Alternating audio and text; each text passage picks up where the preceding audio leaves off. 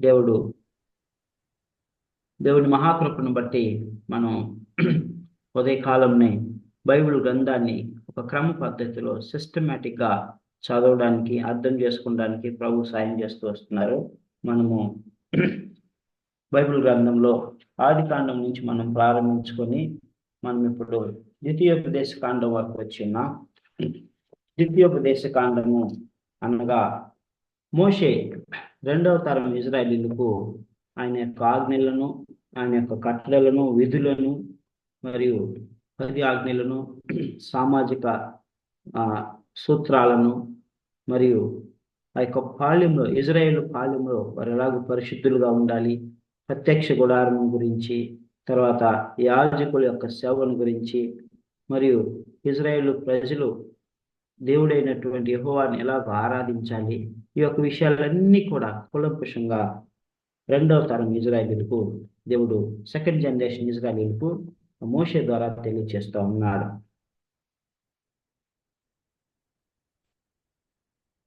So ఈ యొక్క అధ్యాయం ముఖ్య వచనం మనం చూసుకున్నట్లయితే 7వ అధ్యాయం 9వ వచనం. కాబట్టి నీ దేవుడైన యెహోవా తానే దేవుడనియు, తనను ప్రేమించి తన ఆజ్ఞలను అనుసరించి నడుచుకుని వారికి తన నిబంధనలను స్థిరపరచువాడును, 1000 తరముల వరకు కృప చూపువాడును, నమ్మదగిన దేవుడనియు, తను ద్వేషించు వారిలో ప్రతి వాడిని బహిరంగంగా నశింపు చేయుటకు వానికి దండన విధించువాడనియు నువ్వు తెలుసుకొనవలెను. ఇందులో ముఖ్యమైనటువంటి మాటలు మనం గమనించినట్లయితే, నీ దేవుడైన యెహోవా తానే దేవుడని వెరగవలెను. ఆయన తప్ప వేరొక దేవుడు లేడు. ఆయనే సృష్టికర్త, ఆయనే నిజమైన దేవుడు. నంబర్ 1. నంబర్ 2, ఆయన నమ్మదగిన దేవుడు. ఆయన నమ్మదగిన దేవుడని వెరగాలి. నంబర్ 3, ఆయన కృప చూపు వాడని నువ్వు వెరగవలెను. సో ఈ 3 విషయాలను గురించి ఇజ్రాయేల్ ప్రజలకు దేవుడు సెలవిస్తూ ఉన్నాడు. ఈ యొక్క ద్వితీయోపదేశ కాండంలో కూడా ఇదే దేవుడు సెలవిస్తూ ఉన్నాడు. సో మొదటి యొక్క ద్వితీయోపదేశ కాండాన్ని సులువుగా అర్థం చేసుకోవడానికి 3 భాగాలుగా మనం దీన్ని విభజించుకున్నాం. మొదటి భాగము మోషే యొక్క మొట్టమొదటి సందేశము. ఇజ్రాయేల్ ప్రజలు సీనాయి పర్వతం నుండి బయలుదేరి మోయాబు అరణ్యం వరకు చేసిన యాత్రను గురించి దేవుడు జ్ఞాపకం చేస్తా ఉన్నాడు. ఇందులో ఏ విధంగా ఇజ్రాయేల్ ప్రజలను దేవుడు పక్షి తన రెక్కల మీద మోసుకుంటూ నడిపించి వచ్చాడో దాని గురించి తెలియజేస్తూ వస్తున్నారు. ఇజ్రాయేల్ ప్రజల యొక్క తిరుగుబాటును కూడా జ్ఞాపకం చేస్తూ వచ్చారు. అయినా మీరు తిరుగుబాటు చేసిన దేవుడు మిమ్మల్ని ప్రేమించి కరుణించి పక్షి తన రెక్కల మీద పిల్లలను మోసినట్లుగా మిమ్మల్ని మోసుకుంటూ వచ్చాడు అని దేవుని ప్రేమను గురించి, గొప్పతనాన్ని గురించి ఇజ్రాయేల్ ప్రజలు రెండో తరం ప్రజలు జ్ఞాపకం చేస్తూ ఉన్నారు. 4వ అధ్యాయం నుంచి 26వ అధ్యాయం వరకు మనం చూసినట్లయితే దేవుడు ఇజ్రాయేల్ ప్రజలకు రెండవ తరం ఇజ్రాయేల్ జ్ఞాపకం చేస్తూ ఉన్నాడు. 10 ఆజ్ఞలను మరొకసారి వారికి రాసి ఇచ్చాడు, వారికి వినిపించాడు. ఆ తర్వాత మరి ప్రత్యక్ష గుడారం గురించి, తర్వాత యాజకత్వం గురించి, ఒక రాజుని మీరు నియమించుకున్నట్లయితే ఎలాంటి రాజుని నియమించాలి, రాజుని నేను నియమించిన వారిని మీరు ఏర్పరచుకోవాలి అని దేవుడు అనేకమైనటువంటి చట్టాలను ఇజ్రాయేల్ ప్రజలకు తెలియజేస్తా ఉన్నారు. ఇజ్రాయేల్ ప్రజలు ఒక దేశం ఏర్పడిన తర్వాత వారు సామాజిక చట్టాలు ఎలాగ ఉండాలి, వారి కుటుంబంలో ఏవైనా సమస్య వస్తే చట్టాలు ఎలాగ ఉండాలి, ఇరుగు పొరుగు వారితో సమస్యలు వస్తే వాటిని ఎలాగో ఆ సమస్యలను చట్టబద్ధంగా తీర్చుకోవాలి. ఈ విధంగా అద్భుతమైనటువంటి విషయాలను ఇజ్రాయేల్ ప్రజలకు దేవుడు జ్ఞాపకం చేశాడు.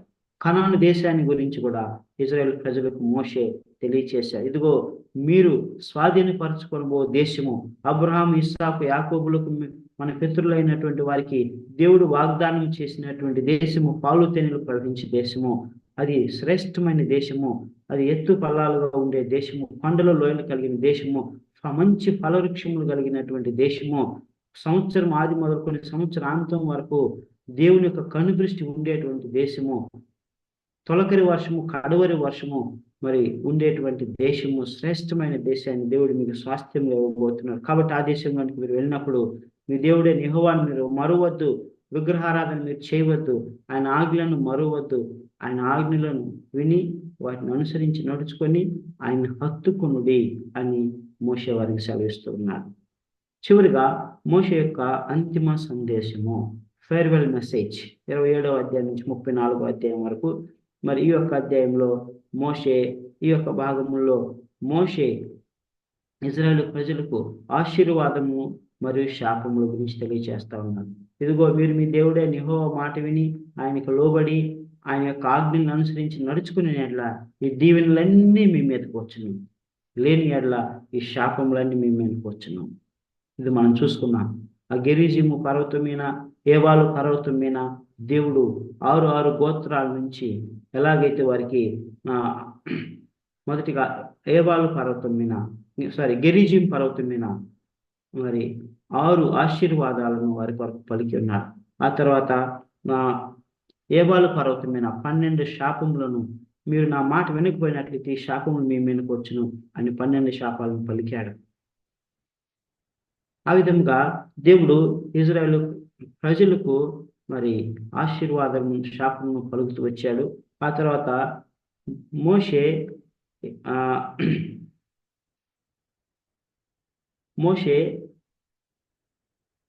యెహోషువను తర్వాత నాయకుడుగా నియమిస్తాడు. పోయిన క్లాస్లో మనం ఇదే చూసుకున్నాం. సో 31వ అధ్యాయం మనం చూసినట్లయితే, Joshua the next leader of Israel anointed by Moses. So యెహోషువ మీ ముందుగా దాటిపోను, యెహోషువ మాట మీరు వినవలెను, ఆయనే మిమ్మల్ని నడిపించే నాయకుడు, దేవుడు ఎన్నుకున్నటువంటి నాయకుడు, పరిశుద్ధాత్మ చేత నింపబడిన వాడు అని మోషే సెలవిచ్చున్నాడు. నిబ్బరం కలిగి ధైర్యంగా ఉండము, భయపడకుడి, వారిని చూసి దిగులు పడకుడి అని మోషే యెహోషువను ధైర్యపరిచాడు, బలపరిచాడు. ఎందుకంటే యెహోషువ మోషేకు అసిస్టెంట్గా ఉన్నాడు.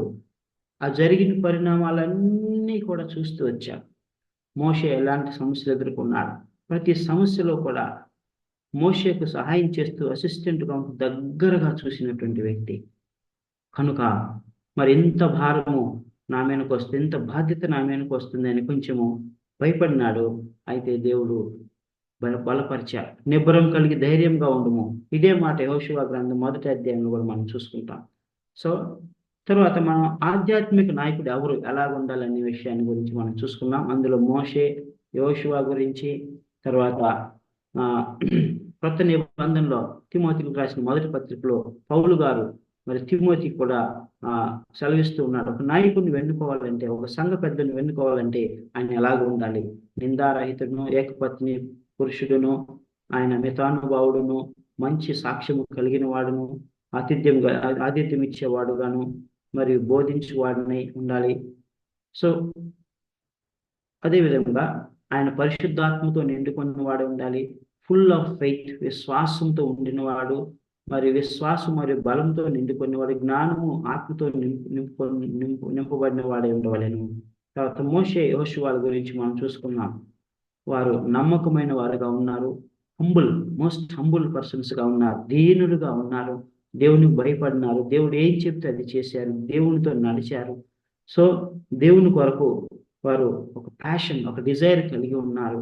సో వారు ప్రార్థనా పరులుగా ఉన్నారు, దేవుని ఎదుట సాగిలపడేవారుగా ఉన్నారు, విధేయులుగా ఉన్నారని మనం చూసుకున్నాం. ఇలాంటి వారిని దేవుడు నాయకులుగా అనుకుంటాడని మనం చూసుకున్నాం.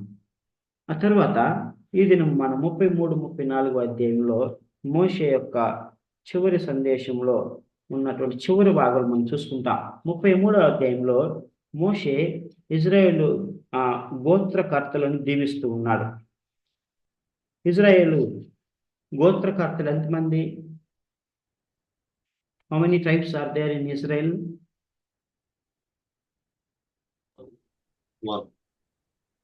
12 గోత్రాలు, రైట్? 12 గోత్రాలు యాకోబు యొక్క 12 మంది సంతానం. ఈ యొక్క 12 మంది గోత్రాలను దేవుడు మోషే ద్వారా ఆశీర్వదిస్తా ఉన్నాడు. 33వ అధ్యాయము 1వ వచనం, దైవజనుడైన మోషే మృతి బంధకు మునుపు అతడు ఇజ్రాయేలులను దీవించిన విధం ఇది. అతడు ఇట్లనెను. 1 నుంచి 5 వచనాలు మరి జనరల్ బ్లెస్సింగ్స్ అన్నమాట. అందరికి, ఇజ్రాయేల్ జాతికి అందరికి దేవుడు ఇచ్చినటువంటి ఆశీర్వాదములు. యెహోవా సీనాయి నుండి వచ్చెను, శేయీరులో నుండి వారికి ఉదయించెను, ఆయన పారాను పండు నుండి ప్రకాశించెను, వేవేల పరిశుద్ధ సమూహముల మధ్య నుండి ఆయన వచ్చెను, ఆయన కుడిపార్శ్వం అగ్ని జ్వాలలు మెరిసి ఉండెను, ఆయన జనములను ప్రేమించును, ఆయన పరిశుద్ధులందరూ నీ వశం ముందురు, వారు నీ పాదముల యొక్క సాగిలో పడుదురు, నీ ఉపదేశం అంగీకరించురు.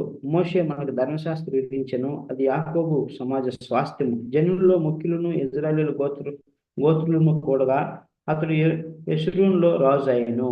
యెషూరూను అనగా ఇజ్రాయేల్. సో ఇవి 5 కూడా జనరల్ బ్లెస్సింగ్స్. తర్వాత ఇజ్రాయేల్ ప్రజలను గురించి సెలవిస్తా ఉన్నాడు. 6వ వచనం నుంచి 25, 26 వరకు కూడా దేవుడు గోత్రకర్తలను 25వ వచనం వరకు కూడా 12 గోత్రాల వారిని ఆశీర్వదిస్తూ ఉన్నాడు. మొట్టమొదటి రూబేన్ని చెప్తా ఉన్నాడు. రూబేన్ ఏమంటున్నాడు దేవుడు, నువ్వు బ్రతికి చావకుందువు అని అంటున్నాడు. వాస్తవానికి రూబేన్ యొక్క దోషములను బట్టి, అపరాధాలను బట్టి రూబేను అంతరించిపోవలసిన వాడు, రూబేను నశించిపోవలసినటువంటి వాడు. అయితే దేవుడు ఏర్పరచుకున్నటువంటి జనాంగం కనుక వారి దోషములను, అపరాధములను దేవుడు క్షమించి ఆయన గురించి అంటున్నాడు, నువ్వు బ్రతికి చావకుందువు అని అంటున్నాడు. You will live not die అని అంటున్నాడు. అంటే దేవుడు ప్రేమమయుడు, కరుణామయుడు కనుక ఈ యొక్క మోషే ద్వారా దేవుడు ఈ 12 గోత్రములకు ఆశీర్వచనము, దీవెన వచనములే పలికాడు, కానీ ఇక్కడ మరి వారిని శిక్షించేవి కానీ శాపవచనంలో ఏమీ పలుకలేదు. సో రూబేన్ అంటున్నాడు, నువ్వు బ్రతికి చావకుండునట్లు అని అంటున్నాడు. 2వ గోత్రము యూదా గోత్రము. యూదా గోత్రములో నుండి యూదా గోత్రపు సింహమై ప్రభు అయినటువంటి యేసుక్రీస్తు లోక రక్షకుడుగా వస్తాడు అని ఆ యొక్క గోత్రాన్ని ఆశీర్వదించాడు. 3వదిగా లెవి యాజకత్వము మీకు అప్పగించబడింది, మీరు యాజకత్వము చేయవలెను అని దేవుడు వారిని ఆశీర్వదించాడు. తర్వాత బెన్యామీన్ గురించి ఏం చెప్తున్నాను, డ్వెల్లింగ్ సేఫ్టీ, నువ్వు సురక్షితముగా జీవించుదువు, నువ్వు సేఫ్టీగా ఉంటావు అని సెలవిస్తూ ఉన్నాడు. యోసేపుని గురించి దేవుడు ఏమంటున్నాడంటే మోషే ద్వారా శ్రేష్టమైన పదార్థాలను నువ్వు భుజించుదువు అని అంటున్నాడు. తర్వాత జబులుని గురించి సర్వ సంపదను సంపాదించుకుంటావు అంటున్నాడు. ఇస్సాకారు గురించి సముద్రముల యొక్క సమృద్ధిని నువ్వు సంపాదించుకుంటావు, వాటిని సమకూరుస్తావు అంటున్నాడు. గాదు గురించి ఏమో భూ సంపద అంటున్నాడు. దాని గురించి ఏమో సింహపు పిల్లవలే నువ్వు ఉంటావు అని అంటున్నాడు. సో దాని గోత్రం నుంచి సింహపు పిల్ల అనగానే ఒక వ్యక్తి మనకు గుర్తు రావాలి. న్యాయాధిపతుల్లో ఒక న్యాయాధిపతి దాను గోత్రం నుంచి వచ్చినవాడు. అతను సింహపు పిల్లవలే ఇజ్రాయేలు ప్రజలను కాపాడినటువంటి వాడు, వారికి న్యాయం తీర్చినటువంటి వాడు. ఆ న్యాయాధిపతి ఎవరో చెప్పగలరా? సంసోనా. Correct, very good. సో దేవుడు దానికి ఇచ్చినటువంటి వాగ్దానములన్నీ కూడా నెరవేరినాయి. సో ఆ గోత్రం నుంచి, దాను వంశం నుండి సంసోన్ అనేటువంటి వ్యక్తిని దేవుడు న్యాయాధిపతిగా నియమించుకున్నాడు. ఆ న్యాయాధిపతిగా నియమింపబడినటువంటి సంసోన్ ఏం చేశాడు? ఫిలిస్తీన్లను తుత్తునీలుగా చేశాడు. ఒక్కసారి 1000 మందిని చంపినటువంటి వాడు, సంహరించినటువంటి వాడు, శత్రువులందరినీ కూడా ఓడించినటువంటి వాడు. అంటే సింహం పిల్లకున్నంత బలాన్ని దేవుడు ఆ గోత్రానికి ఇచ్చాడు. తర్వాత నఫ్తాలి అంటున్నాడు, నీ తృప్తి పొంది దీవెన నొందుదువు అని అంటున్నాడు. తర్వాత ఆషేరు గురించి అంటున్నాడు, నువ్వు బలమును ఐశ్వర్యమును పొందుకొందువు, నీ సహోదరులందరికంటే నువ్వు ఎక్కువగా ఆశీర్వదించబడదువు అని అంటున్నాడు. చూడండి 24వ వచనంలో మనం చూసినట్లయితే 33వ అధ్యాయం 24వ వచనం, ద్వితీయోపదేశకాండం.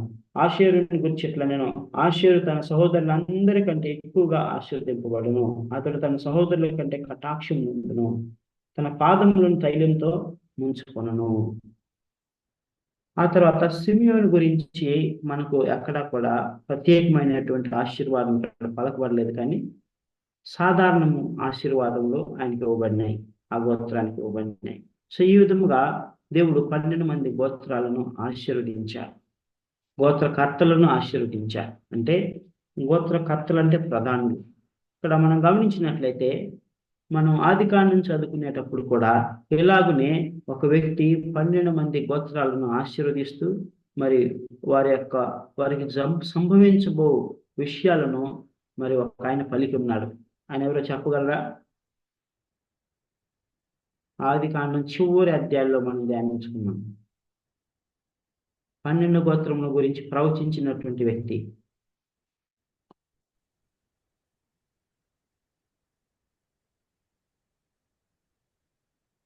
శేఖర్, ఆదికాండంలో మనము చదువుకునేటప్పుడు ఈ యొక్క 12 గోత్రముల వారిని గురించి ఒక వ్యక్తి ప్రవచించాడు.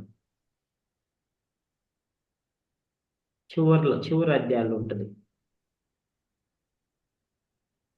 వారి తండ్రి అయినటువంటి యాకోబు 12 గోత్రముల వారి గురించి ప్రవచించాడు. సో అలాగనే మోషే కూడా ఇక్కడ వీరికి ఆశీర్వచనములు, దీవెన వచనములు 12 గోత్రముల వారికి పలికి ఉన్నాడు. సో ఆ తర్వాత మనం చూసినట్లయితే ఈ యొక్క 12 గోత్రముల వారికి కూడా వివిధమైనటువంటి ఆశీర్వాదాలు ఇవ్వబడినాయి. ఈ యొక్క ఆశీర్వాదాల్లో వైవిధ్యం ఉంది. అంటే ఈ యొక్క ఆశీర్వాదంలో వ్యత్యాసం ఉన్నది. ఒకరికి ఇచ్చిన ఆశీర్వాదం ఇంకొకరికి ఇవ్వలేదు. వేరు ఆశీర్వాదములు ఉన్నాయి. అలాగని ఈ దినాల్లో దేవుడు కూడా సంఘాలలో తను ఏర్పరచుకున్నటువంటి నాయకులకు, వారు 12 గోత్రములకు నాయకులు, ప్రధానులు, అలాగనే ఈ దినాన్ని కూడా సంఘంలో ఉన్నటువంటి నాయకులకు, పెద్దలకు, సేవకులకు రకరకాలైనటువంటి గిఫ్ట్స్ వారికి ఇవ్వబడినాయి, వరాలు ఇవ్వబడినాయి. అయితే భక్తులు సెలవిచ్చేది ఏంటంటే, ఒకరికి ఇచ్చినటువంటి వరాన్ని బట్టి ఒక వ్యక్తి మరి వారిని బట్టి అసూయ చెందకూడదు, అసూయ పడకూడదు అని సెలవిస్తా ఉన్నాడు. నీ స్థానం ఏంటో నువ్వు గుర్తించాలి, నీ వరం ఏంటో నువ్వు గుర్తించాలి, ఆ వరాన్ని నువ్వు వాడుకునాలి. ప్రభువా, ఈ వరాన్ని నాకు ఇచ్చావు, ఈ వరము నేను ఎక్సర్సైజ్ చేయడానికి నాకు సహాయం చేయండి. ఈ యొక్క వరాన్ని నేను వినియోగించి మరి మంచిగా నీ కొరకు పని చేయడానికి నాకు సహాయం చేయ ప్రభువుని అడగాలి. అంతేగాని వేరే వాళ్ళకి ఇచ్చిన తలాంతులను బట్టి మనం అసూయ చెందకూడదు. అది దేవుని యొక్క స్వభావము కాదు. మన తలాంతులు మనం ఎరిగి, సంఘంలో మన స్థానాన్ని మనం ఎరిగి, మన బాధ్యతలను మనం నెరవేర్చాలి. ఆ తర్వాత మోషేతోటి దేవుడు అంటున్నాడు, ద్వితీయోపదేశకాండం 18వ అధ్యాయం 16వ వచనంలో, నీ దేవుడే యెహోవా మీ మధ్యను నా వంటి ప్రవక్తను నీ సహోదరులు నీ కొరకు పుట్టించును, ఆయన మాట నువ్వు వినవలెను. సో ఎవరు ఆ ప్రవక్త చెప్పగలరా? మోషే చివరి సందేశంలో చెప్తా ఉన్నాడు, నేను చనిపోతాను, ఆ తర్వాత నా వంటి ప్రవక్తను నీ సహోదరులు నీ కొరకు పుట్టించును, ఆయన మాట నీవు వినవలెను. I will raise them prophet. అక్క, ఆయన ఆల్రెడీ ఉన్నాడుగా, మోషే ఉన్నప్పుడే ఉన్నాడుగా ఆయనతో పాటు. పుట్టిస్తానంటున్నాడు, అప్పుడు పుట్టలేదు ఆయన. సో ఆ ప్రవక్త ప్రభు అయినటువంటి యేసుక్రీస్తే. సో ప్రభు అయినటువంటి యేసుక్రీస్తు కడపటి మోషే అని మనం అనుకోవచ్చు. మొట్టమొదటి ప్రథమ మోషే ఆయన. సో కడపటి మోషే ప్రభు అయినటువంటి యేసుక్రీస్తే. యేసుక్రీస్తు మరి యూదా గోత్రం నుంచి వచ్చాడు. యూదా గోత్రం నుంచి వచ్చినటువంటి యేసుక్రీస్తు మరి మోషే ఎలాగైతే ఇజ్రాయేలు ప్రజలకు సువార్తను ప్రకటించాడో, అలాగనే మరి ప్రభు అయిన యేసుక్రీస్తు కూడా సువార్తను ప్రకటించాడు. ఆయన గ్రామాల్లో, పట్టణాలు, ఆరాధనాలయంలో తిరుగుచూ ఆయన వాక్యంను బోధించు, రోగులను స్వస్థపరుస్తూ అనేక మందిని ఆయన మరి రక్షించినటువంటి వాడుగా ఉన్నాడు. మన కొరకు ప్రాణం పెట్టి సర్వ మానవ జాతి పాపము ప్రాయశ్చిత్తం కొరకై ఆయన కలువరి శిలువలో ప్రాణం పెట్టినటువంటి వాడు కడపటి మోషే. కడపటి ఆదాము అంటారు, కడపటి మోషే అని కూడా ప్రభువైన యేసుక్రీస్తుని అంటారు. సో తర్వాత 29వ అధ్యాయంలో ఇజ్రాయేల్ ప్రజల గురించి దేవుడు ఒక మాట సెలవిస్తా ఉన్నాడు. 29వ వచనం, ద్వితీయోపదేశకాండము 33వ అధ్యాయము 29వ వచనం చదవండి ఎవరైనా.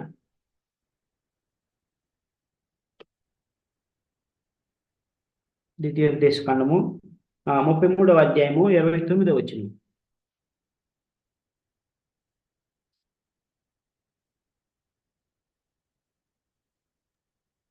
ఇజ్రాయేలు, నీ భాగ్యం ఎంత గొప్పది! యెహోవా రచించిన నిన్ను పోలిన వాడెవడు?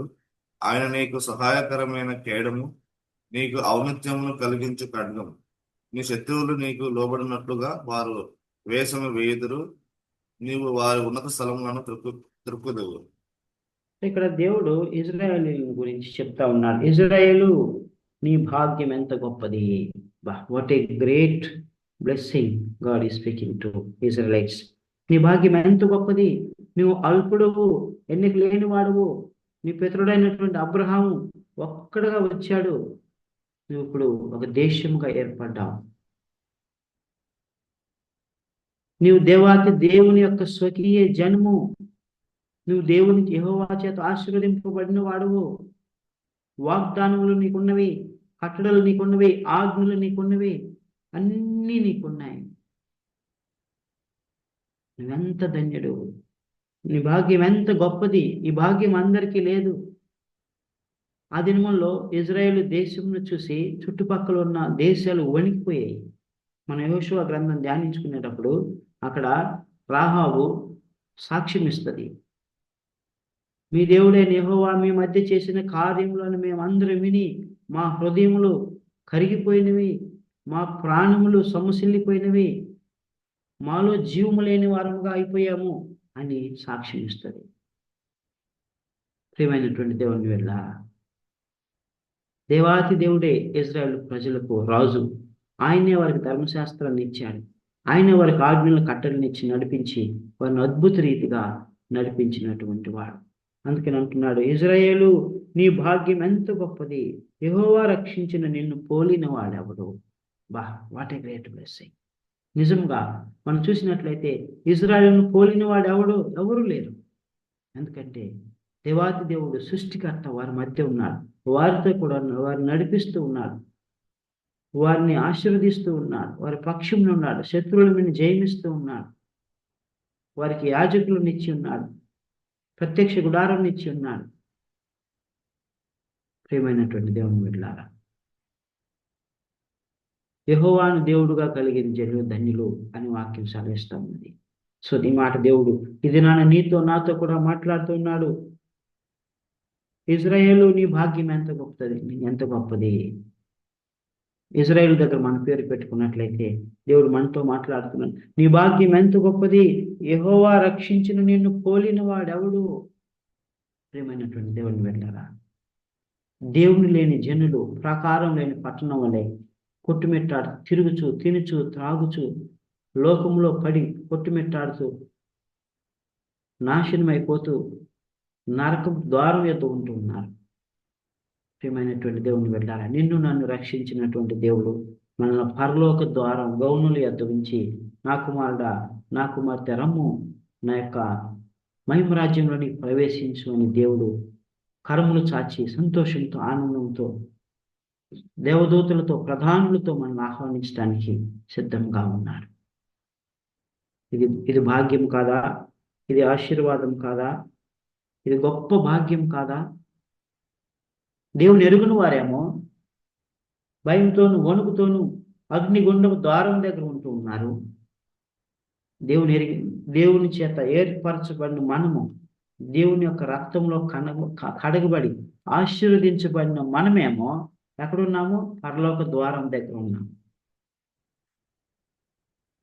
పరలోకంలో నిత్యం ఆరాధన, పరలోకంలో దేవదూతలు, ప్రధానులు, 24 పెద్దలు, కెరూబులు అక్కడ ప్రభు రక్తంలో వారి వారి వస్త్రములను బాగుగా తెల్లగా ఉతుక్కున్నటువంటి వారు అక్కడ ఉండి దేవుని ఆరాధిస్తూ నిత్యము స్తుతిస్తూ ఘనపరుస్తూ ఉంటారు. ఆ గొప్ప పరిశుద్ధ సమాజంలో మనం పాలుభాగస్తులం. ప్రియమైనటువంటి దేవుని బిడ్డ, ఓ ఇజ్రాయేలు, నీ భాగ్యం ఎంత గొప్పది. యెహోవా రక్షించి నిన్ను పోలిన వాడెవడు. ప్రియమైనటువంటి దేవుని బిడ్డ, దేవుడు నిన్ను నన్ను ఎన్నుకొని ఆశీర్వదించి ఉన్నాడు. తర్వాత 34వ అధ్యాయం చివరి అధ్యాయంలోనికి మనం వచ్చినట్లయితే మోషే యొక్క మరణం గురించి ఇక్కడ రాయబడి ఉంది. ప్రియమైనటువంటి దేవుని బిడ్డ, బైబిల్ గ్రంథంలో మనం చూసినట్లయితే మనకు మరణం ఎప్పుడు సంభవించని ఎవరికీ తెలియదు. అవును కదా? ఎవరికైనా తెలుసా వారి మరణం ఎప్పుడు వారికి సంభవించునో? తెలీదు. అయితే మోషే మరణం మోషేకి చెప్పాడు దేవుడు. నువ్వు పలాని పర్వతం మీద నువ్వు చనిపోతావు, ఈ సమయాన్ని నువ్వు చనిపోతావు అని మోషేకి చెప్పాడు కనుక మోషే ఉద్వేగభరితమైన అంతిమ ప్రసంగాన్ని, సందేశాన్ని ఇజ్రాయేల్ ప్రజలకు ఇచ్చి ఉన్నాడు. ఇచ్చిన తర్వాత మోషే ఆ యొక్క పిస్కా కొండకు పోయి నెబో పర్వతం యొక్క శిఖరానికి ఎక్కమని చెప్పాడు దేవుడు. ఒక్కడే వెళ్ళాడు. అంతకుముందు అహరోన్ను తీసుకెళ్ళేవాడు, అంతకుముందు అసిస్టెంట్ అయినటువంటి యెహోషువని తీసుకెళ్ళేవాడు. కానీ దేవుడు ఈసారి నువ్వు అక్కడే పైకి రా అని చెప్పాడు. పైకి వెళ్ళాడు. నెబో పర్వతం మీదకి వెళ్ళి శిఖరానికి వెళ్ళాడు.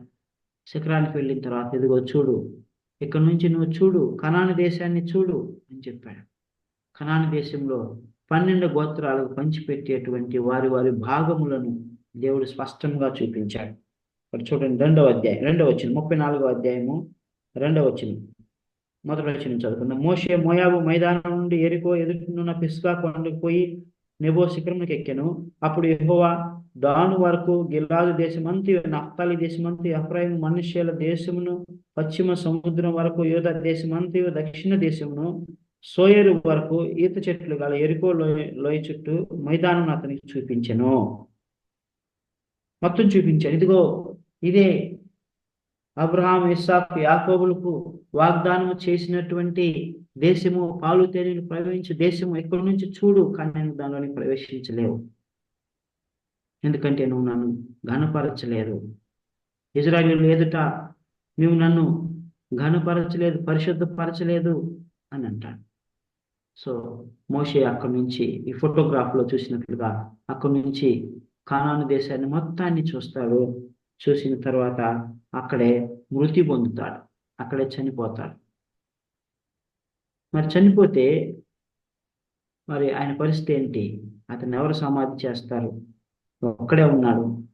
ఇజ్రాయేలు కింద ఉన్నారు, వారికి తెలియదు. సో ఇప్పటి వరకు కూడా మోషే యొక్క సమాధి ఎక్కడుంది ఎవరికి తెలియదు. ఓన్లీ మోయాబు మైదానంలో ఆయన చనిపోయాడు అని తెలుసు, కానీ ఆయన సమాధి ఎక్కడ ఉందో ఎవరికి తెలియదు. వాక్యంలో రాయబడి ఉంది. అతని సమాధి ఎక్కడున్నదో నేటి వరకు ఎవరికి తెలియదు. 6వ వచనం, బెత్పయోరు ఎదుట మోయాబు దేశంలో ఉన్న లోయలో అతడు పాతిపెట్టబడెను. పాతిపెట్టబడేది, అయితే సమాధి ఎక్కడుందో తెలియదు. ప్రియమైనటువంటి దేవుని బిడ్డలారా, ఒక్కడే ఉన్నప్పుడు మరి ఎవరు పాతిపెట్టారు?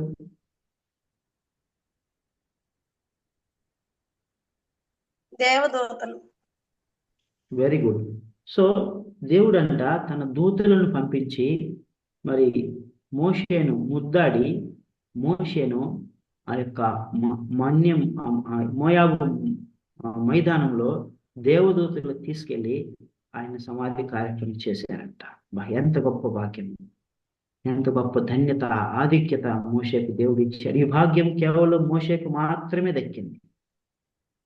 దేవదూతలు ఆయన సత్కారం చేసి తీసుకెళ్లి సమాధి కార్యక్రమం చేశారంట. దేవుడు ఆయనను ముద్దాడి సమాధిలోనికి ఆయన పంపించాడు. ఎంత గొప్ప ధన్యత, ఎంత గొప్ప భాగ్యం దేవుడు మోషేకు అనుగ్రహించున్నాడు. అయితే మోషేని గురించి దేవుడు ఒక మాట ఇక్కడ సెలవిస్తా ఉన్నాడు. 7వ వచనం చదవండి. మోషే చనిపోయినప్పుడు 120 సంవత్సరములు గలవాడు అతనికి దృష్టి మందం లేదు, అతనికి సత్తువ తగ్గలేదు. ఎన్ని సంవత్సరాలు మోషేకి? 120 సంవత్సరంలో మరణిస్తూ ఉన్నాడు, మరణించాడు. అయితే ఏం లేదంటే అతనికి దృష్టి మాంద్యము లేదు, అతనికి సత్తువ తగ్గలేదు. This is the greatest blessing God has given to Moses. అంటే మోషే ఇంకొక 40 సంవత్సరాలను కూడా ఇజ్రాయెల్ ప్రజలు నడిపించగలిగిన సమర్థుడు. ఆ బలం ఎక్కడి నుంచి వచ్చింది? ఆ శక్తి ఎక్కడి నుంచి వచ్చింది? అది దేవాకి దేవుడే మోషేకి ఇచ్చాడు. మోషే 40 దినములు 40 రాత్రులు సీనాయి పర్వతం మీద ఉన్నాడు. భోజనం లేదు, ఆహారం లేదు, మంచినీళ్ళు లేవు. ఎవరు పోషించారు? తట్టుకునే శక్తిని ఎవరిచ్చారు? దేవాతి దేవుడే ఇచ్చాడు. అలాగనే మోషేని దేవుడు ఎన్నుకున్నాడు కనుక ఇజ్రాయేల్ ప్రజలను కనాను దేశానికి తీసుకువెళ్ళాలి కనుక మోషేకు దేవుడు ఎక్స్ట్రా ఆర్డినరీ బలమును, శక్తిని ఇచ్చాడు. మరి దృష్టి మాంద్యం అతనికి లేదు. అంటే ఆ యొక్క నెబో పర్వతం శిఖరానికి ఎక్కి ఆయన కనుచూపు మేర కనాను దేశాన్ని అంతటినీ చూస్తున్నాడు at the age of 120 years. My dear brothers and sisters, దేవుడు ఏర్పరచుకున్నటువంటి నాయకుడును, దేవునికి ఇష్టమైన నాయకుడిని, దేవునితో దగ్గరగా నడిచినటువంటి నాయకుడికి దేవుడు ఎంతైనా చేస్తాడు. ఆయన ఎంత బలంనైనా అనుగ్రహిస్తాడు, ఎంత శక్తినైనా ఇస్తాడు. సో మనం కూడా మరి మోషేని పోలి మనకు సాధ్యమైనంత మట్టుకు దేవుని దగ్గర, దేవునితో మనం నడుస్తూ ఉన్నప్పుడు, దేవుని ఎదుట మనం తగ్గించుకున్నప్పుడు, దేవునికి సమస్తము సమర్పించుకున్నప్పుడు దేవుడు మనకు కూడా మరి గొప్ప ఘనతనిస్తాడు. మరియు ఆయన మనల్ని అభిషేకించి వాడుకుంటాడు. మరియు మనకు బలమును, శక్తిని, సత్తువును అన్నిటిని అనుగ్రహిస్తాడు. ఇంకా మోషే గురించి దేవుడు సాక్ష్యం చెప్తా ఉన్నాడు 10వ వచనంలో. 10, 11, 12 వచనాలు.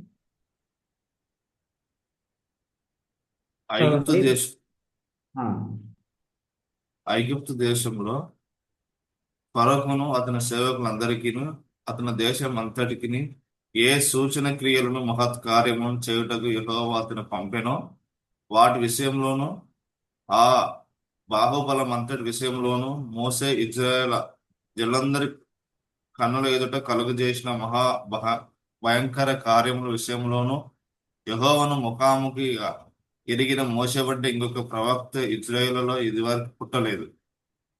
దేవుడు సాక్ష్యం చెప్తా ఉన్నాడు. సో దానికంటే ముందుగా మరి మోషేకి దృష్టి మాంద్యం లేదు, సత్తువు తగ్గలేదు. మరి కనాన్లోకి ఎందుకు ప్రవేశించలేకపోయాడనంటే ఒకటే కారణం, ఆయన మరి ఇజ్రాయేలు ఎదుట ఒకే ఒక సందర్భంలో నీళ్లు లేనప్పుడు దేవుని మహిమపరచటాన్ని బదులుగా దేవుని పరిశుద్ధపరచలేకపోయాడు. ద్రోహులారా, ఈ బండ నుండి మీకు నీళ్లు తేవాలని 2 సార్లు కర్ర తీసుకొని బాణను కొట్టాడు. సో తద్వారా దేవుడు మోషేను ఈ నెబో పర్వతం ఎక్కి చూడమన్నాడు, కానీ కనానులోని ప్రవేశించలేదని చెప్పాడు. సో అయితే మరి మోషే గురించి దేవుడు ఏం చెప్తున్నాడు? యెహోవాను ముఖాముఖిగా ఎరిగిన మోషే వంటి ఇంకొక ప్రవక్త ఇజ్రాయేలీలో ఇది వరకు పుట్టలేదు. What a great testimony. మనం ఆల్రెడీ సంఖ్యాకాండంలో చూసుకున్నాం. మోషే గురించి ఏమంటున్నాడు? అహరోను మిర్యాములు తిరగబడినప్పుడు, ఎదురాడినప్పుడు వారి గురించి దేవుడు ఏం సాక్ష్యం ఇస్తా ఉన్నాడు? సంఖ్యాకాండము. మోషే గురించి ఏం సాక్ష్యం ఇస్తా ఉన్నాడు? సంఖ్యాకాండము. అద్భుతమైనటువంటి మాట అక్కడ దేవుడు సెలవిస్తా ఉన్నాడు. అయితే 12వ అధ్యాయం, సంఖ్యాకాండము 12వ అధ్యాయంలో అంటున్నాడు, 2వ వచనం నుంచి చదివితే 2, 3, 4 వచనాలు చదవండి. వారు మోసే చేత మాత్రమే యెహోవా పలికించనా, ఆయన మా చేతను పలికింపలేదని చెప్పుకొనగా యెహోవా ఆ మాట వినెను. మోసే భూమి మీదనున్న వారందరిలో మిక్కిలి సాత్వికుడు. యెహోవా మీరు ముగ్గురు ప్రత్యక్షపు గుడారమునకు రండి. హఠాత్తుగా మోసే అహరోను మిర్యాములకు ఆజ్ఞనిచ్చాను. ఆ ముగ్గురు రాగా యెహోవా మేఘ స్తంభంలో దిగి ప్రత్యక్షపు గుడారం యొక్క ద్వారం వద్ద నిలిచి అహరోను మిర్యాములను పిలిచాను. వారిద్దరు రాగా ఆయన నా మాటలు వినుడి, మీలో ప్రవక్త ఉండిన ఎడల యెహోవానకు నేను దర్శనం ఇచ్చి అతడు నన్ను తెలుసుకున్నట్లు కలలో అతనితో మాట్లాడుదును. నా సేవకుడైన మోసే అట్టివాడు కాడు, అతడు నా ఇల్లంతటిలో నమ్మకమైన వాడు. నేను గూఢ భావములతో కాదు, దర్శనం ఇచ్చి ముఖాముఖిగా అతనితో మాట్లాడుదును. అతడు యెహోవా స్వరూపమును నిదానించి చూచును. కాబట్టి నా సేవకుడైన మోసేకు విరోధంగా మాట్లాడుటకు మీరెలా భయపడలేదనని. ఇక్కడ మోషే గురించి అద్భుతమైన సాక్ష్యాన్ని దేవుడు సెలవిస్తా ఉన్నాడు. ఒకవేళ ప్రవక్తులు ఉంటే వారికి నేను దర్శనమిచ్చి మాట్లాడతాను, కళల ద్వారా మాట్లాడతాను. కానీ నా సేవకుడైనటువంటి మోషేతో నేను ముఖాముఖిగా మాట్లాడును. అతడు యెహోవా స్వరూపమును నిదానించి చూచువాడు. ప్రియమైనటువంటి దేవుని బిడ్డలారా, ఎంత గొప్ప భాగ్యం మోషేకి దేవుడు ఇచ్చాడు. ఆ భాగ్యము ఎవరికి లేదు. దేవునికి దగ్గరగా చూసిన వాడు. ప్రియమైనటువంటి దేవుని బిడ్డలారా, దేవుడు సెలవిస్తా ఉన్నాడు, మనం కూడా దేవునికి దగ్గరగా మోషే వలె నిదానించి చూసేవారంగా, మోషే వలె దేవుని ముఖాముఖిగా దర్శనం చేసుకునేవారిలాగా ఉండాలని ప్రభు జ్ఞాపకం చేస్తా ఉన్నాడు. దట్ మీన్స్ దేవుడు మన యొద్దకు వచ్చినాడు, మనం దేవుని యొద్దకు వెళ్ళాలి. మనము దేవునికి దగ్గరగా నివసించాలి. ప్రియమైనటువంటి దేవుని బిడ్డల, సమూయేలు కూడా ఒక అద్భుతమైనటువంటి భక్తుడు, ప్రవక్త, నాయకుడు. సమూయేలు గురించి దేవుడు సెలవిస్తా ఉన్నాడు. చూడండి, సమూయేలు గ్రంథము 3వ అధ్యాయము 3వ వచనం. సమూయేలు మొదటి గ్రంథము 3వ అధ్యాయము 3వ వచనం.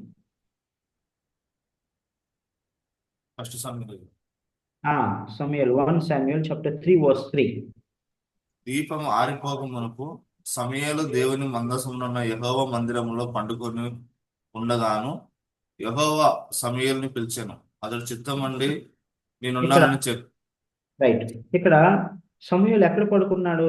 దీపం ఆరిపోక మునుపు సమూయేలు దేవుని మందసమున్న యెహోవా మందిరంలో పండుకొని ఉండగా. మందసం అంటే ఎవరు? దేవుడే, దేవుని సన్నిధి.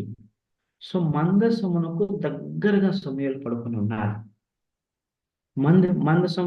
మందిరంలో పనిచేస్తూ ఉన్నాడు, దీపార్తులు వేస్తూ ఉన్నాడు. మరి అన్ని కూడా యాజకుడు చేయవలసిన పనులన్నీ కూడా ఆ సమూయేలు చేస్తూ ఉన్నాడు. కనుక అక్కడ వెంటనే ఏమిన్నాడు? దేవుని స్వరాన్ని విన్నాడు. సమూయేలు దేవుని స్వరాన్ని విన్నాడు. ఎందుకో తెలుసా? సమూయేలు దేవునికి అతి సమీపంగా జీవించాడు. దేవుని యొక్క సన్నిధికి దగ్గరగా ఉన్నాడు. అక్కడే పడుకున్నాడు, అక్కడే వాసం చేశాడు.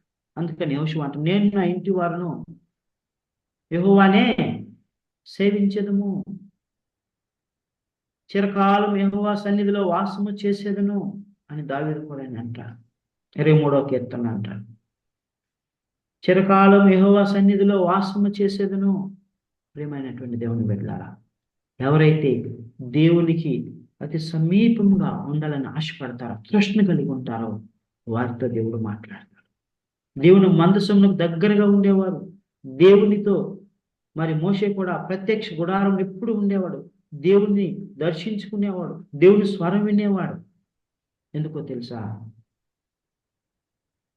మోషేకి తెలుసు, దేవుడు మాట్లాడకపోతే, దేవుడు నడిపించకపోతే, దేవుడు మాతో కూడా ఉండకపోతే నేను ఈ ప్రజలు నడిపించలేను, ఒక్క అడుగు కూడా ముందుకెళ్ళను అని అంటాడు. సీనాయి పర్వతం దగ్గర వారు బంగారు దూడను చేసుకుని పాపం చేసినప్పుడు, విగ్రహారాధన చేసినప్పుడు దేవుడు అంటాడు, మోషే, ఈ జనులు కఠినమైన హృదయం కలిగిన వారు, వీరు స్టిఫ్ నెక్డ్ పీపుల్, వీరినందరినీ కూడా నేను నశింప చేస్తాను, నీ నుండి ఒక క్రొత్త జనాంగాన్ని నేను పుట్టిస్తాను, వారిని కానానులోనికి తీసుకెళ్తానంటే మోషే ఏమంటాడు తెలుసా? మోషే, ప్రభువా వీరిని క్షమించు, ఒకవేళ వీరిని నువ్వు నశింపు చేయాలనుకున్నట్లయితే నా పేరుని జీవ గ్రంథంలో నుంచి తీసేయి, మొట్టమొదటిగా నన్ను శిక్షించు అని అంటాడు. ప్రభువా నువ్వు మాతో కూడా వస్తేనే కానీ మేము ముందుకు ఎక్కడి నుంచి సాగం. ప్రభువా నువ్వు మాతో కూడా మా ముందు నడిస్తే కానీ మేము సాగం, ఒక్క అడుగుని మేము వెళ్ళం. ప్రభువా మమ్మల్ని క్షమించు, మమ్మల్ని కరుణించు అని అంటాడు. That means utter dependence on God. దాని అర్థం ఏంటో తెలుసా? 100% 100% సరెండర్ టు గాడ్. ప్రియమైనటువంటి దేవుని బిడ్డలారా, మనం ఒక పాట పాడుకుంటే ఇంగ్లీష్లో, all to Jesus I surrender. All to Jesus I surrender, all to Him I freely give. I will ever love and trust Him, in His presence daily live. I surrender all, I surrender all.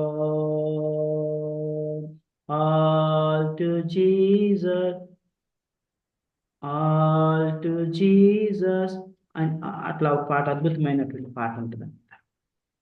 ఆ పాటలో ఏమంటాడు? I surrender all, I surrender all, I dwell in the house of God. దేవుని సన్నిధిలో నేను వాసం చేస్తాను అని అంటాడు. మోషే దేవుని యొక్క ప్రత్యక్ష గుడారములో వాసం చేసినవాడు, దేవునితో ఉన్నవాడు, దేవునితో నడిచినవాడు, దేవుని స్వరం విన్నాడు. అందుకని దేవుని స్వరం విన్నాడు.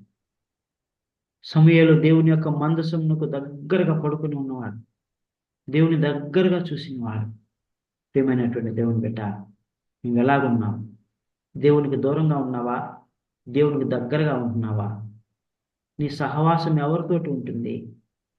దేవాతి దేవునితోటి, దేవుని ప్రజలతోటి, దేవుని మందిరంతో నీ సహవాసం ఉంటుందా? లేకుంటే మరి ఆదివారం మాత్రము దేవుని వద్దకు వెళ్తూ మిగతా సమయం అంతా కూడా మన యొక్క పనుల కొరకు, మన యొక్క మరి ఈ యొక్క ఇహలోకంలో మనకు ఉన్నటువంటి అవసరాల కొరకు మనం తిరుగుతూ ఉన్నామా? ప్రియమైనటువంటి దేవుని బిడ్డలారా, దేవుడు మన మోషే వంటి గొప్ప ప్రవక్తలుగా ఉండడానికి మనం ఎన్నుకోలేదు. ఆ సమయంలో మోషే అవసరత దేవునికి ఉంది కాబట్టి ఎన్నుకున్నాడు. ఈ దినముల్లో దేవుడు మనలో, మన కుటుంబాలకు ప్రవక్తలుగా, మన యొక్క పొరుగు వారికి, మన ఫ్రెండ్స్కి మన ప్రవక్తలుగా, నాయకులుగా ఉండడానికి దేవుడు ఎన్నుకున్నాడు. For a small group of people. అయితే అది చిన్న మందైనా పెద్ద మందైనా వారిని మనం నడిపించాలి, వారికి మనం సాక్షులుగా ఉండాలి అని అంటే మనం దేవునికి దగ్గరగా ఉండవలసిన అవసరం ఎంతైనా ఉన్నది. దేవునికి దూరంగా ఉండి మనం ఏం చేయలేము. యోహాను సువార్త 15వ అధ్యాయంలో దేవుడు అదే సెలవిస్తా ఉన్నాడు. నాకు వేరుగా ఉండి నువ్వేమీ చేయలేవు అంటున్నాడు. ఒక మాట చదువుకున్నా. యోహాను సువార్త 15వ అధ్యాయము, యోహాను సువార్త 15వ అధ్యాయంలో నాకు వేరుగా ఉండి నువ్వేమీ చేయలేవని దేవుడు సెలవిస్తా ఉన్నాడు.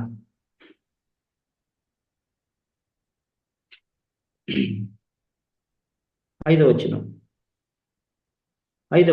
యోహాను సువార్త 15వ అధ్యాయం 5వ వచనం. ద్రాక్షవల్లిని నేను, తీగలు మీరు. ఎవడు నా యందు నిలిచి ఉండునో, నేను ఎవని యందు నిలిచి ఉండునో వాడు బహుగా ఫలించును. నాకు వేరుగా ఉండి మీరేమీ చేయలేరు. నాకు వేరుగా ఉండి మీరేమీ చేయలేరు.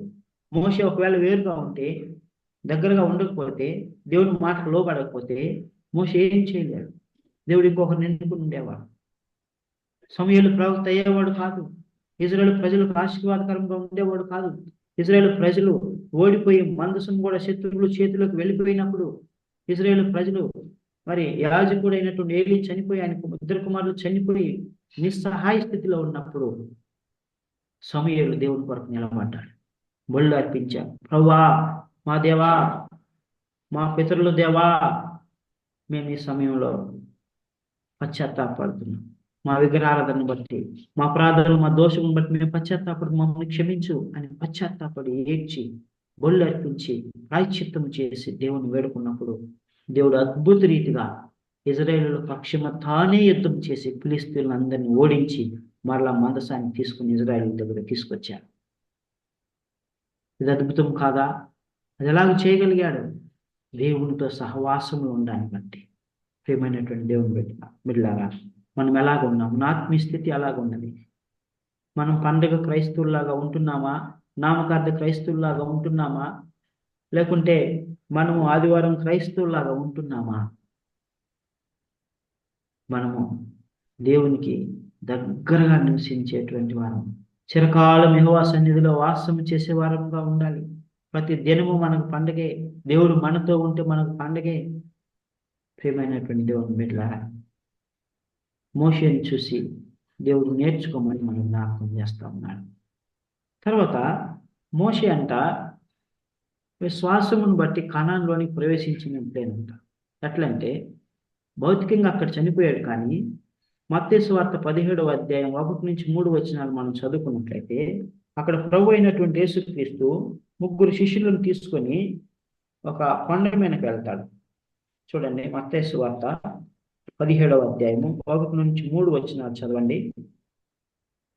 దయచేసి అందరూ మీ బైబుల్ ఫాలో అవుతా ఉండండి. ఎవరు కూడా బైబుల్ 6 దినములైన తర్వాత యేసు పేతురును, యాకోబును, అతని సహోదరుడైన యోహానును వెంట పెట్టుకొని ఎత్తైన ఒక కొండ మీదకి ఏకాంతముగా పోయి వారి ఎదుట రూపాంతరం పొందెను. ఆయన ముఖము సూర్యుని వలె ప్రకాశించెను. ఆయన వస్త్రములు వెలుగు వలె తెల్లనివి ఆయన. ఇదిగో మోషేయు ఏలీయు వారి కనబడి ఆయనతో మాట్లాడుచుండిరి. సో ఇక్కడ ముగ్గురు వ్యక్తులు ఉన్నారు. ఎవరెవరు? ప్రభు అయిన యేసుక్రీస్తు, మోషే, ఏలి ఏలియా.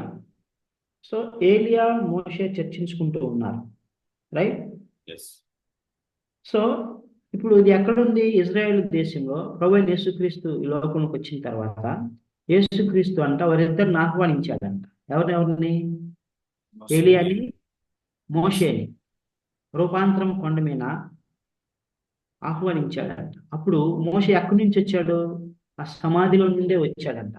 ఆ సమాధిలో నుండి వచ్చేటప్పుడు అంట సాతాను అడ్డుపడ్డాడంట. చూడండి, యాకోబు రాసిన పత్రిక, యాకోబు పత్రిక 1వ అధ్యాయం 9వ వచనం. యూదా పత్రిక, క్షమించండి, యూదా పత్రిక 1వ అధ్యాయం 9వ వచనం. యూదా పత్రిక 1వ అధ్యాయము 9వ వచనం.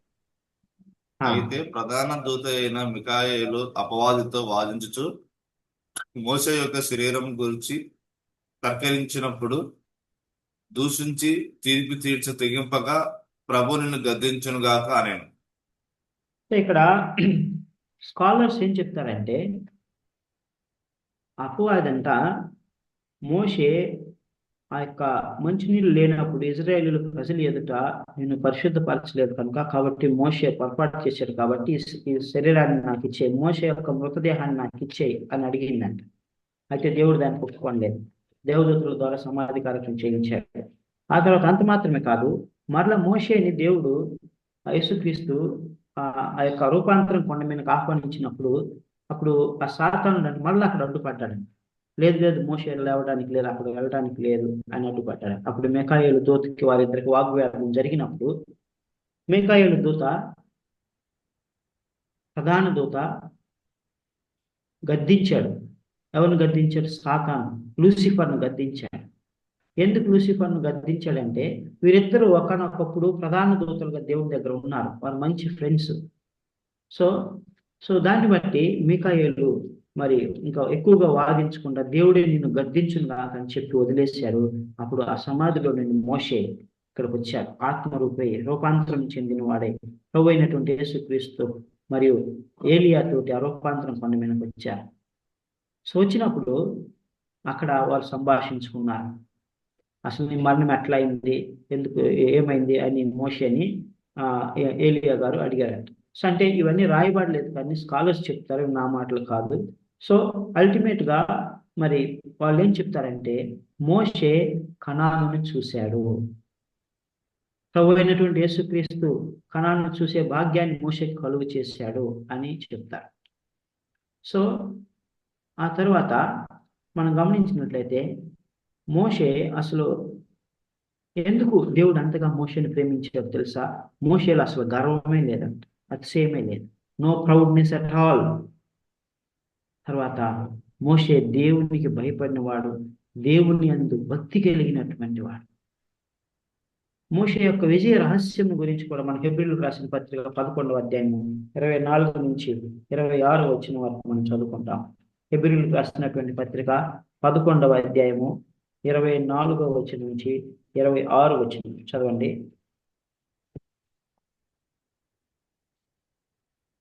మోషే పెద్దవాడైనప్పుడు విశ్వాసమును బట్టి ఐగుప్తు ధనము కంటే క్రీస్తు విషయమైన నింద గొప్ప భాగ్యం అని ఎంచుకొని అల్పకాలపు పాప భోగం అనుభవించడం కంటే దేవుని ప్రజలతో శ్రమ అనుభవించడం మేలని యోచించి పరో కుమార్తె యొక్క కుమారుడని అనిపించుకున్నటకు ఒప్పుకొనలేదు. ఎలాగనగా అతడు ప్రతిఫలముగా కలుగబో బహుమానమందు దృష్టి ఉంచాడు. సో ఇక్కడ మోషే యొక్క విషయ రహస్యం ఏంటంటే, మోషే ప్రావీణ్యుడయ్యాడు. అయితే 2-3 సంవత్సరముల తర్వాత ఆయన రాజభవనంలోకి వెళ్ళాడు. సో 40 సంవత్సరాలు, 3 సంవత్సరాలు లేకపోతే 37 సంవత్సరములు కూడా రాజభవనంలోనే ఉన్నాడు, ఫరో కుమార్తె దగ్గర ఉన్నాడు. సో ఆ రాజభవనంలోనే ఉంటూ అన్ని సకల విద్యను అభ్యసించాడు. అయితే పెద్దవాడైన తర్వాత తన ప్రజలు ఎలాగున్నారో తెలుసుకోవడానికి ఆయన వచ్చి ఉన్నాడు. ప్రియమైనటువంటి దేవుని బిడ్డలారా, అంటే ఆయన ఎక్కడి నుంచి వచ్చాడు? రాజభవనం నుంచి బానిసలైనటువంటి ఇజ్రాయేల్ దగ్గరకు వచ్చాడు. అది ఎవరైనా చేస్తారా? ప్రియమైనటువంటి దేవుని బిడ్డలారా, ఒక వ్యక్తి కింద స్థాయి నుంచి పై స్థాయికి వెళ్ళినప్పుడు, ఉన్నతమైన స్థానంలోకి వెళ్ళినప్పుడు, రాజభవనంలోకి వెళ్ళినప్పుడు, ప్రిన్స్గా రాజకుమారుడుగా ఉన్నప్పుడు, మరి అక్కడి నుంచి మరలా తిరిగి ఒక దాసుడుగా, లేకుంటే ఒక బానిసగా, లేక సేవకుడుగా ఉండడానికి ఎవరైనా ఇష్టపడతారా? That's what God is talking about Moses faith. మోషే అలా ఉండడానికి ఇష్టపడ్డాడు. ఏమంటున్నాడు? విశ్వాసమును బట్టి ఐగుప్తు ధర్మం కంటే క్రీస్తు విషయమైన నింద గొప్ప భాగ్యం ఎంచుకున్నాడు. అల్పకాల పాప భోగం అనుభవించడం కంటే దేవుని ప్రజలతో శ్రమ అనుభవించడం మేలని యోచించి మరో కుమార్తె యొక్క కుమారుని అనిపించుకోవడానికే ఆయన ఒప్పుకోలేదు. ప్రియమైనటువంటి దేవుడు, ఎందుకో తెలుసా? అతడు ప్రతిఫలముగా కలుగుబో బహుమానం ముందు దృష్టి ఉంచెను. దూరదృష్టితో చూశాడు, అదృశ్యమైన వాటిని చూశాడు. ఇదిగో ఇవన్నీ గతించిపోయేవే, ఇక్కడంతా శరీర నేత్రాశ, జీవపడం, ఇవన్నీ భోగములు, ఇవన్నీ కూడా నశించిపోయేవే. దూరదృష్టితో చూశాడు, పరలోకాన్ని చూశాడు, దేవుని యొక్క మహిమను చూశాడు. సీనాయి పర్వతమైన మహిమను దేవుడు ఆ మోషే చూశాడు. ప్రియమైనటువంటి దేవుని బిడ్డలారా, ధనము కాదు, క్రీస్తుతో కూడా ఉండడం గొప్ప భాగ్యం ఎంచుకున్నాడు. అల్పకాల భోగములు కాదు, శ్రమ అనుభవించడం మేలని ఎంచుకున్నాడు. దేవుని బిడ్డలతో శ్రమ అనుభవించడం మేలని ఎంచుకున్నాడు. What a great sacrifice. ప్రియమైనటువంటి దేవుని బిడ్డలారా, మనం ఎప్పుడైనా మన దేవుడు ఆశీర్వదించి ఒక ఉన్నతమైన స్థానంలోనికి మనం తీసుకెళ్తే, మనం తిరిగి మళ్ళీ మన ఊరికి వెళ్ళాం, లేకుంటే చిన్న చిన్న వాళ్ళతో మనం మాట్లాడాం. కానీ మోషే బానిసగా ఉండడానికి ఇష్టపడ్డాడు, రాజకుమారుడుగా ఉండడానికి ఇష్టపడ్డాడు, ధనవంతుడుగా ఉండడానికి ఇష్టపడలేదు, పేదవాడిగా ఉండడానికి. ఎందుకో తెలుసా? దేవుని ప్రజలతో శ్రమ అనుభవించడం మేలు. ఆ దేవుడే నిజమైన దేవుడు, ఆయనే లోక రక్షకుడు, ఆయనే పరలోక రాజ్యం అనుగ్రహించేవాడు అని గ్రహించాడు. ప్రియమైనటువంటి దేవుని వెళ్ళారా, నీ ఆలోచన విధానం ఎలాగ ఉంది? ఈ లోకంలో ఉన్నతంగా సాధించి ఉన్నతమైన స్థానానికి వెళ్దామని మనం అనుకుంటున్నామా? భగత్ సింగ్ గారు దేవుడు పిలిచినప్పుడు భగత్ సింగ్ గారు ప్రార్థన చేశారు, ప్రభా, నేను అగ్రికల్చర్ ఇంజనీరు, భారతదేశానికి వెళ్ళి ఒక అద్భుతమైనటువంటి క్రైస్తవుల కొరకు ఒక అద్భుతమైనటువంటి నగరాన్ని నిర్మించి దానిలో అనేక మందికి ఎంప్లాయ్మెంట్ ఇచ్చి అనేక మంది యొక్క జీవన ప్రమాణాలు పెంచుతాను. క్రైస్తవులు పేదలుగా ఉన్నారు, సేవకులకు నేను సాయం చేస్తాను, ఆర్థిక సాయం చేస్తానని ఆయన అనుకున్నాడంట. అప్పుడు దేవుడు మరలా అతనితో మాట్లాడాడు, భగత్ సింగ్, నీ ధనము నాకు అక్కరం లేదు, నువ్వు కట్టించే పట్టణం నాకు అక్కర్లేదు, ఆ పేదలను ధనికులుగా చేయడం అది నాకు అక్కర్లేదు, నాకు నువ్వు కావాలి, నీ ధనం నాకు అక్కర్లేదు అని అన్నాడు. అప్పుడు ఆయన సంపాదించినటువంటి విదేశాల్లో ఆ దినముల్లో భారతదేశం నుంచి అగ్రికల్చర్ ఇంజనీరింగ్ చదివిన వాడు ఒక్కడే అంట. భారతదేశానికి వస్తే ఆయన కేంద్ర ప్రభుత్వం మంచి ఉద్యోగం ఇచ్చి సత్కరించి ఉన్నతమైన స్థానంలో వచ్చాయి. అయితే దేవుని పిలుపు మేరకు ఆయన సమస్తం విడిచిపెట్టి భారతదేశానికి వచ్చి సమస్తం వదిలేసుకుని ఇంటికి కూడా వెళ్లకుండా తన సొంత వారిని కూడా విడిచిపెట్టి పూర్తిగా దేవునికి సమర్పించుకున్నాడు.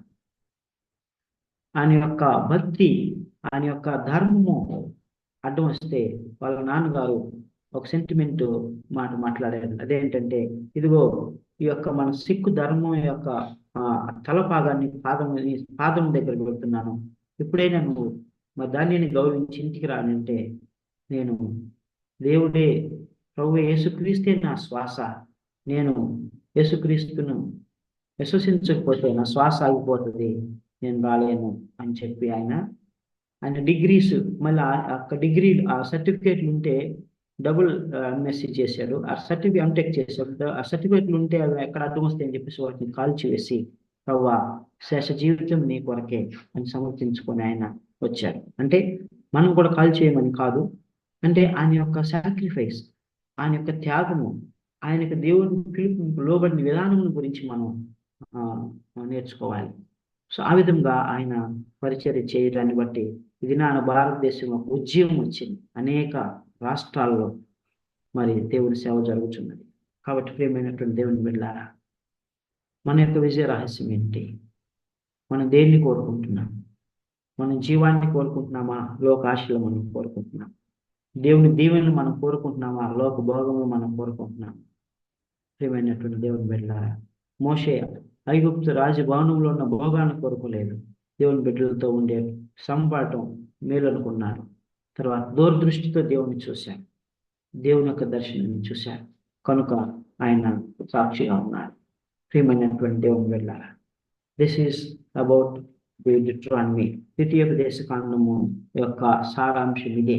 శ్రీదినాన మనము మూల్యమైనటువంటి విషయాలను మనం నేర్చుకున్నాం, విలువైన సందేశాన్ని మనం నేర్చుకున్నాం మోషే జీవితం ద్వారా.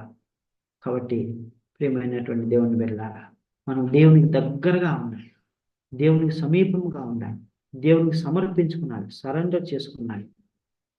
దేవుని బిడ్డలతోటి దేవునితో సహవాసంలో ఉండటం గొప్ప మేలుగా మనం ఎంచుకున్నాడు. దేవుడే మనల్ని ఘనపరుస్తాడు, దేవుడే మనల్ని ఆశీర్వదిస్తాడు, దేవుడే మనల్ని తలగా ఉంచుతాడు కానీ తోకగా ఉంచడు, దేవుడు మనల్ని హెచ్చుగా ఉంచుతాడు కానీ తక్కువగా ఉంచడు. మోషేని దేవుడు హెచ్చించాడు. ఈ దినాన మోషే కాలం నుంచి ఈ దినం వరకు కూడా మరి మోషే గురించి అందరూ సాక్ష్యం చెప్పు, మనందరూ నేర్చుకుంటున్నాం. వై? మోషే ఎప్పుడో చనిపోయాడు, కానీ ఇప్పుడు కూడా మనందరితో మాట్లాడుతూ ఉన్నాం. ఎందుకు? ఆ దేవుడు మోషేకి ఇచ్చిన ఘనత, ఆశీర్వాదం. మోషే గురించి 30 దినాలు ఇజ్రాయేలు సంతాప దినాలు ప్రకటించి వారు విలాపించారు. ప్రియమైనటువంటి దేవుని బిడ్డలారా, మనం ఈ లోకంలోకి వచ్చాం. ఈ లోకంలో మన ఆరంభం కంటే అంత ముఖ్యం. మన యాత్రను ఎలాగ ముగించబోతున్నాం? ఒక సాక్షిగా దేవుని కొరకు మరి బలమైన సాక్షులుగా ఉంటూ దేవుని దగ్గర మంచి పేరు సంపాదించుకొని మనము మన యాత్రను ముగించే వారు ఉంటున్నామా, లేకుంటే మనము మిగతా వారిలాగానే కాలగర్భం కలిసిపోయే వారిలాగా ఉంటున్నామా? ప్రియమైనటువంటి దేవుని బిడ్డలారా, మోషే గర్వం లేదు, అతిశయం లేదు, భయం ఉంది, భక్తి ఉంది, దేవుని కొరకు తగ్గింపు ఉంది, దూరదృష్టితో దేవుని చూశాడు, దేవుని దగ్గరగా జీవించాడు, ఆశీర్వదించబడ్డాడు. అలాగ ఉండాలని ప్రభు మనం కోరుతా ఉన్నాడు. దీంతో మనం ద్వితీయోపదేశ ఖండాన్ని ముగించుకుంటాం. నెక్స్ట్ క్లాస్లో ద్వితీయోపదేశ ఖండం మొత్తం ఒకసారి బ్రీఫ్గా మనం చూసుకొని ఆ తర్వాత యెహోషువ గ్రంథంలోనికి మనం ప్రవేశిద్దాం. దేవుడి మాటలు దీవించుగా ప్రార్థన చేసుకుందాం. Request Sam Shekhar to pray briefly and close.